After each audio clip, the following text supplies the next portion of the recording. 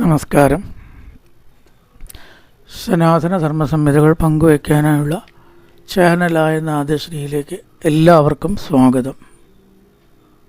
പ്രിയരെ, ശ്രീമദ് ഭാഗവത മാഹാത്മ്യത്തിൽ 2 ശ്ലോകമാണ് പറഞ്ഞത്.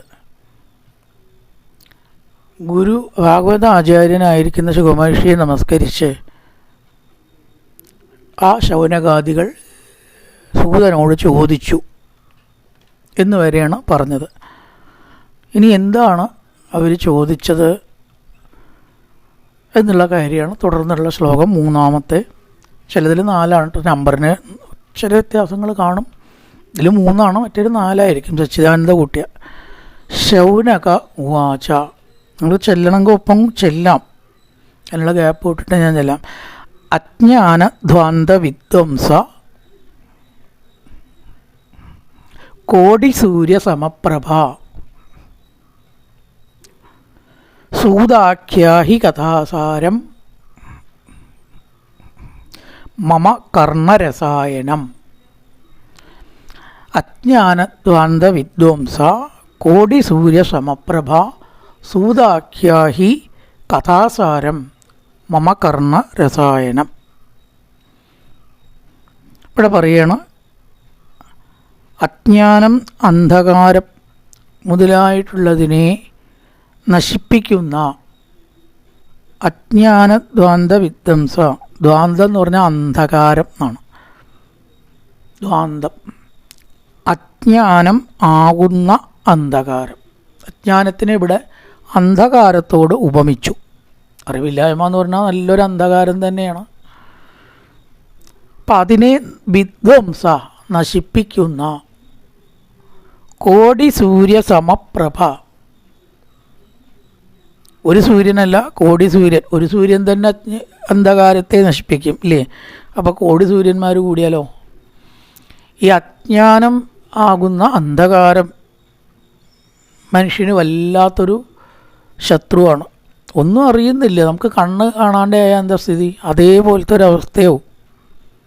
അപ്പം അതുകൊണ്ട് അതിനെ നശിപ്പിക്കുന്ന കോടി സൂര്യ സമപ്രഭ, ആശ്രയിച്ചവരുടെ സർവ്വ അജ്ഞാനവും തീർത്തു കൊടുക്കാൻ കഴിവുള്ള ജ്ഞാനിയായ സൂത എന്ന് വിളിക്കുകയാണ്. സൂത 2ാമത്തെ വരിയിലാണ് സൂത. അങ്ങ് ഞങ്ങൾക്ക് എന്ത് പറഞ്ഞു തരണം? ആഖ്യാഹി കഥാസാരം കർണരസായനം.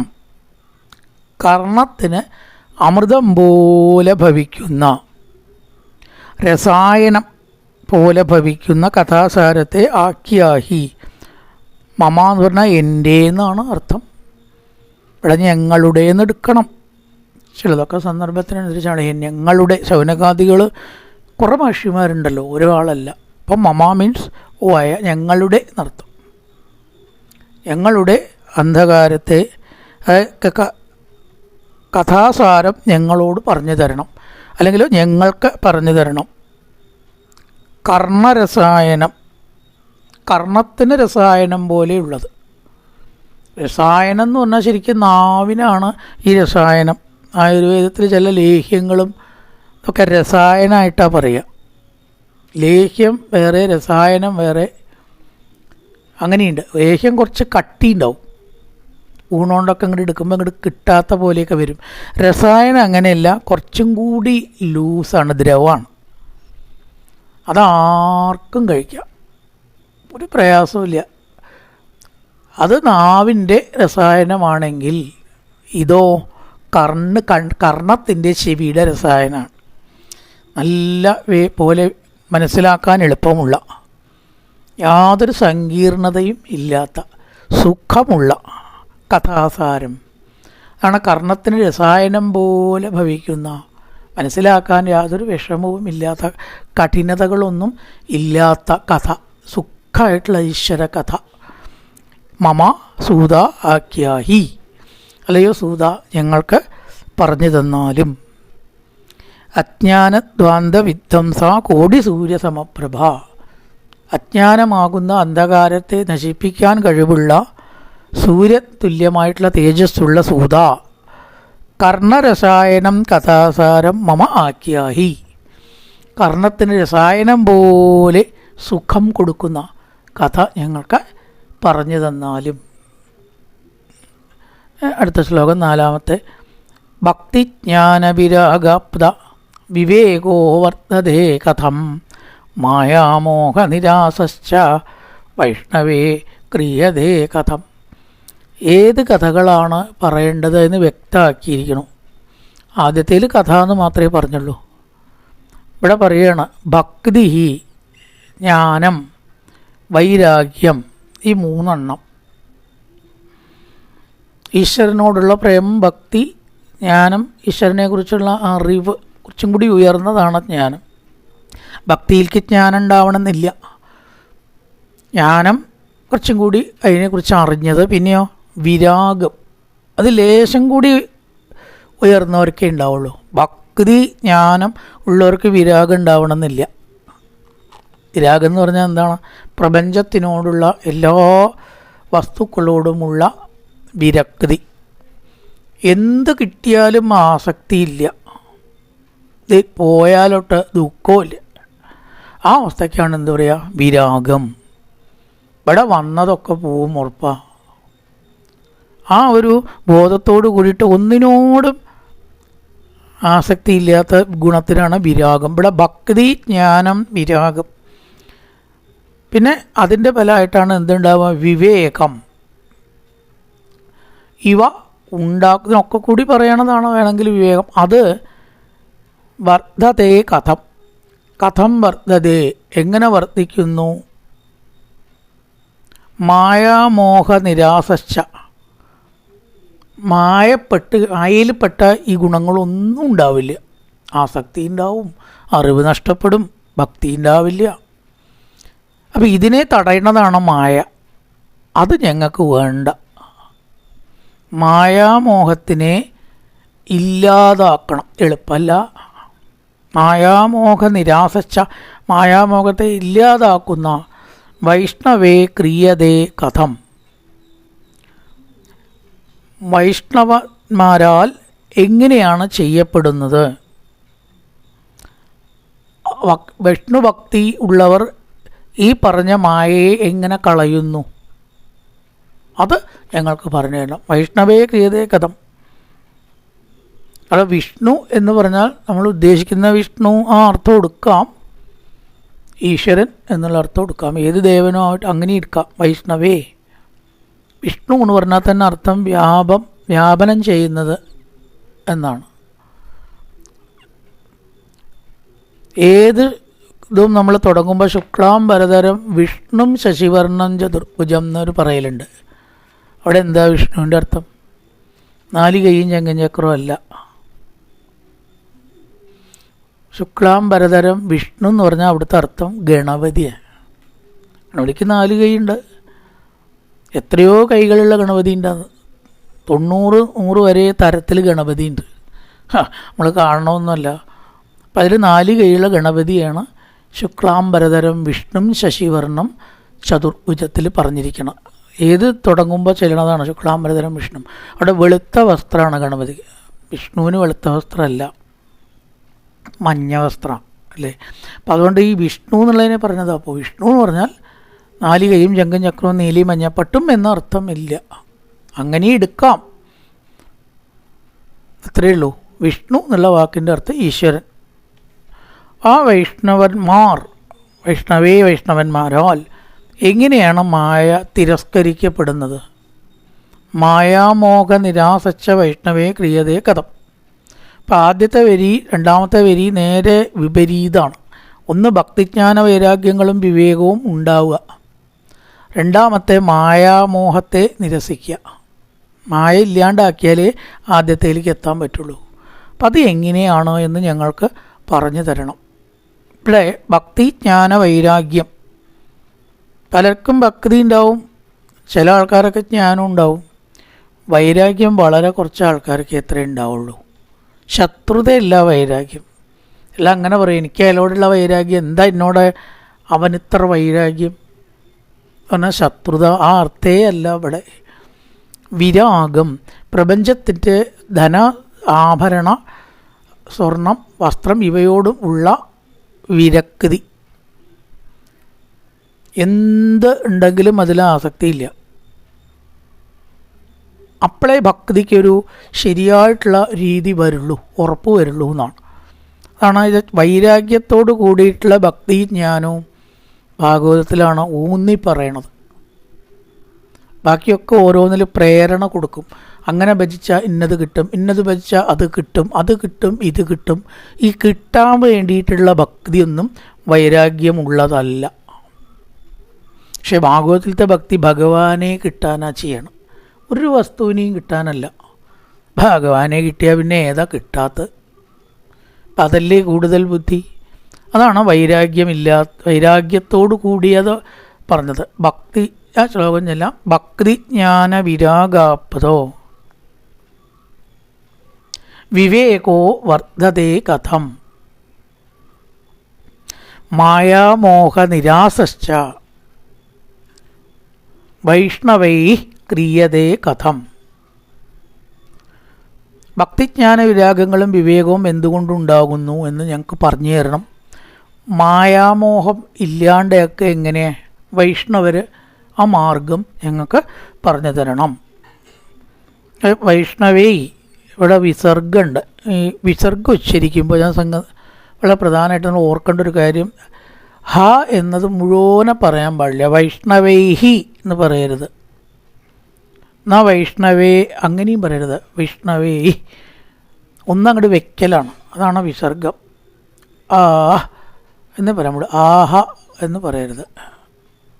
ഇപ്പം വൈഷ്ണവേഹി എന്ന് പറയരുത്, വൈഷ്ണവേഹി വ്യത്യാസമുണ്ട്. വൈഷ്ണവേഹി ക്രിയതേ കഥം വിസർഗം ഉച്ചരിക്കണം. എന്നാലോ ഹ മുഴുവൻ വരാനും പാടില്ല. ഇനി അടുത്ത ശ്ലോകം. ഇഹ ഘോരേ കലൗ പ്രാപ്തേ ചെല്ലിക്കോളൂ.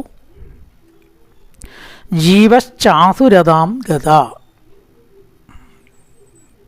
ക്ലേശാക്രാന്തസ്യ തസ്യൈവ ശോധനേ കിം പരായണം. നേരത്തെ പറഞ്ഞ ആ ചോദ്യത്തിനെ ഒന്ന് അവർ വീണ്ടും ചോദിക്കുകയാണ്. ഇഹ ഘോരേ കലൗ പ്രാപ്തേ. ഇപ്പം കലിയുഗമാണ്. ഘോരേ കലൗ പ്രാപ്തേ, ഘോരമായിട്ടുള്ള കലി ഇവിടെ വന്നിരിക്കേ. എല്ലാവർക്കും അറിയാലോ കലിയാണ് എന്ന്. പൊതുവേ ഉള്ള വിഷയം എന്താണ്? ജീവ ച ആസുരതാം ഗത, ജീവന്മാർ ആസുരതയെ പ്രാപിച്ചിരിക്കുന്നു. പൊതുവേ കലിയുടെ ഒരു പ്രത്യേകതയാണത്. തൻ്റെ കാര്യം നടക്കണം, അതിനുവേണ്ടി ആരെ ദ്രോഹിച്ചാലും കുഴപ്പമില്ല, വേറൊരാൾ ദുഃഖം അനുഭവിച്ചാലും കുഴപ്പമില്ല. അതൊക്കെ എന്തുകൊണ്ടാണല്ലേ? ബസ്സിൽ നിൽക്കുമ്പോൾ വേറൊരാളുടെ കാലിൽ ചവിട്ടിയാലും തനിക്ക് സുഖമായിട്ട് നിൽക്കണം. അയാളുടെ കാല് വേദനിച്ചോട്ടെ, എനിക്കെന്താ? അതാണ് ആസുരത. അസുരന്മാർ അവരുടെ സുഖേ നോക്കലുള്ളൂ. ഇവിടെ ജീവ ച ആസുരതാംഗത, ഒക്കെ എവിടെ നോക്കിയാലും സ്വാർത്ഥം. ഭരണനേതാക്കൾ അടക്കം എവിടെ നോക്കിയാലും അർഹതയില്ലാത്ത ധനം തട്ടിയെടുക്കാനും, എവിടെ നോക്കിയാലും വേറൊരാളുടെ ദുഃഖത്തെ കാണാത്തവരും ആണ്. അപ്പം അതൊക്കെ ആസുരതയിൽ പെടും. പിന്നെയോ ക്ലേശ ആക്രാന്തസ്യ, ക്ലേശങ്ങളാൽ എല്ലാവരും ദുഃഖിക്കും. കലിയുഗത്തിൽ ക്ലേശങ്ങൾ കൂടുന്നതാണ്. എന്താ കാരണം? ഇപ്പോൾ പ്രഷറും ഷുഗറും ആർക്കാ ഇല്ലാത്ത? ഒരു ഘട്ടം കഴിഞ്ഞാൽ എല്ലാവർക്കും ഉണ്ട്. ഗുളികയും പെട്ടിയിൽ വെച്ച് നടക്കുക അല്ലേ? പണ്ട് ഇത്ര കേട്ടിട്ടുണ്ടോ നമ്മൾ? ഒറ്റ ഒന്നിൻ്റെ മുഖത്ത് നോക്കിയാൽ സന്തോഷം ഉണ്ടാവില്ല. ഓരോ ദുഃഖങ്ങൾ മനസ്സിലുണ്ടാവും. ഭാഗവതം കേൾക്കുമ്പോൾ തന്നെ ഫോണ് വന്നാൽ അത് ശ്രദ്ധിക്കണം.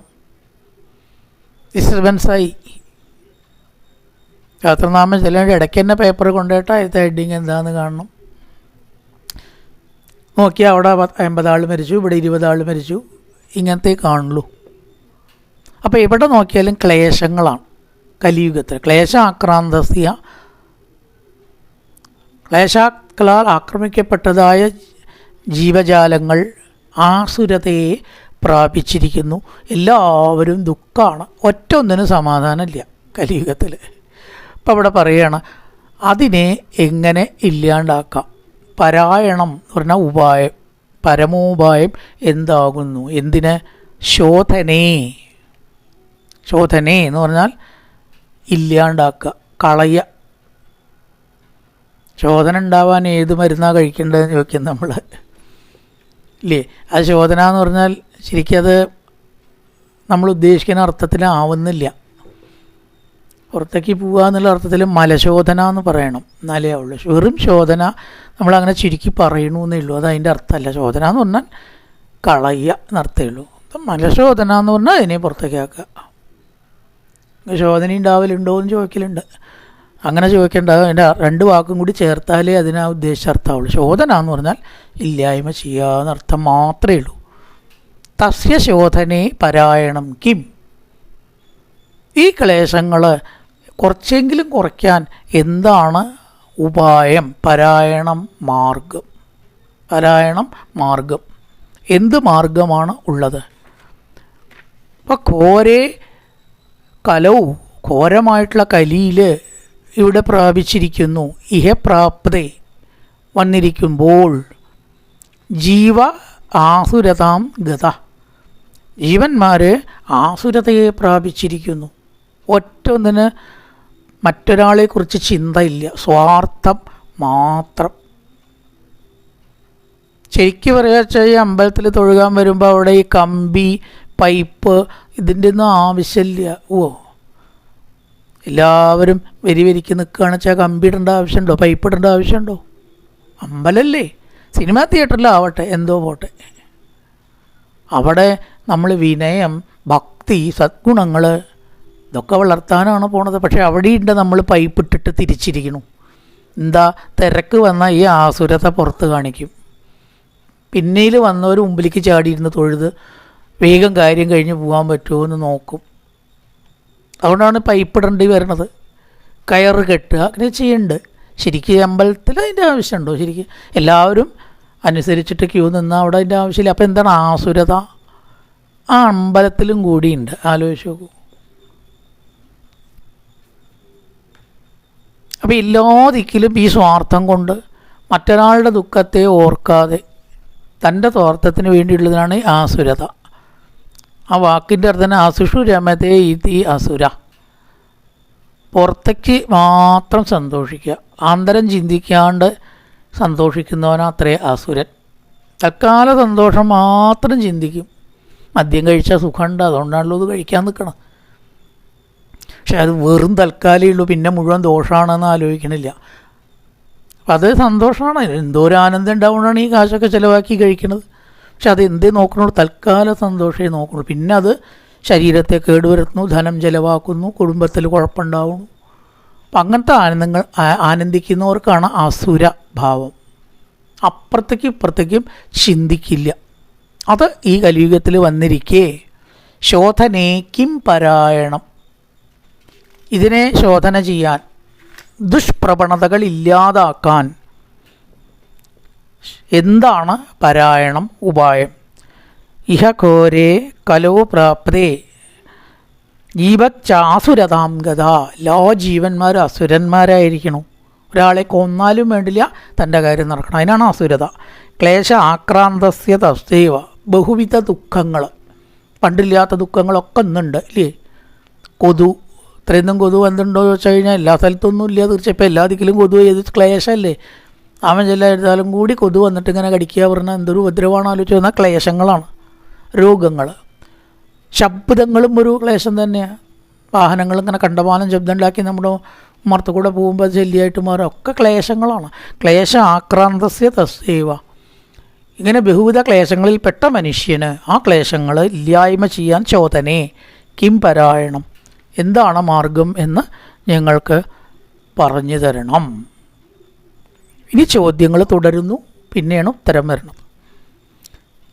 ബാക്കി അടുത്ത ക്ലാസ്സിൽ. കായേന വാചാ മനസേന്ദ്രിയർവാ ബുദ്ധ്യാത്മനാ വാ പ്രകൃതേ സ്വഭാവാൻ കരോതി യത്യസകലം പരസ്മൈ നാരായണായേതി സമർപ്പയാമി. ഓം പൂർണ്ണമദ പൂർണ്ണമിദം പൂർണ്ണാൽ പൂർണ്ണമുദച്യതേ പൂർണ്ണസ്യ പൂർണ്ണമാദായ പൂർണ്ണമേവാവശിഷ്യതേ. ഓം ശാന്തി ശാന്തി ശാന്തി. ഹരി ഓം ശ്രീ ഗുരുഭ്യോ നമഃ. ഹരി ഓം.